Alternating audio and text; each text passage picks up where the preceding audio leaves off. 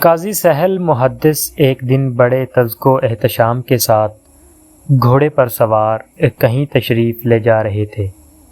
ناگہاں ایک حمام سلگانے والا یہودی دھوئیں اور غبار کی کثافت سے میلا کچیلا حضرت سہل کے سامنے آ کھڑا ہو گیا اور کہنے لگا کہ قاضی صاحب، آپ کے پیغمبر نے فرمایا کہ دنیا مومن کے لیے قید خانہ ہے اور کافر کے لیے جنت ہے۔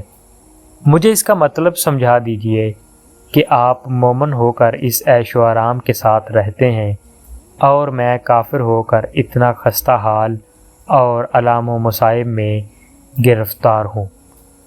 میں یہ کس طرح تسلیم کر لوں کہ دنیا مومنوں کے لیے قید خانہ اور کافر کے لیے جنت ہے؟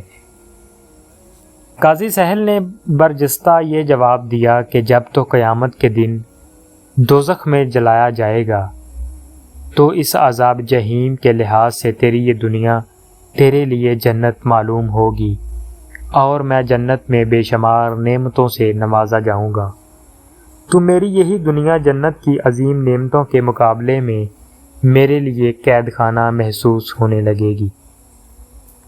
یہ ایک بہت ہی حکیمانہ فلسفہ ہے کہ آرام اپنے سے بڑے آرام کے مقابلہ میں تکلیف نظر آتا ہے اور ہر تکلیف اپنے سے بڑی تکلیف کے اعتبار سے آرام دہ محسوس ہونے لگتی ہے۔ اسی لیے نبی کریم صلی اللہ علیہ وآلہ وسلم کا فرمان ہے کہ تم اپنے سے گرے ہوئے لوگوں کے حال پر نظر رکھو تو تم شکر گزار بنے رہو گے، اور اگر اپنے سے اونچے لوگوں کو دیکھا کرو گے تو ناشکری میں مبتلا رہو گے۔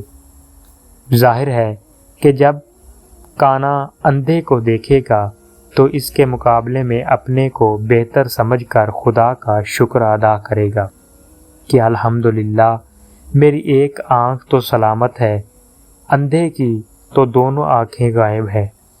اور کانا جب دونوں آنکھوں والے کو دیکھے گا تو ضرور اس کے دل میں چوٹ لگے گی کہ افسوس میری ایک آنکھ نہیں ہے اور اس کی دونوں ہی آنکھیں سلامت ہیں۔ اسی طرح وہ ناشکری کا مرتکب ہو جائے گا۔ اللہ پاک آپ کو اور مجھے نیک اعمال کرنے کی توفیق عطا فرمائے اور شکر گزار بنائے۔ وما علینا الا البلاغ المبین۔ شکریہ۔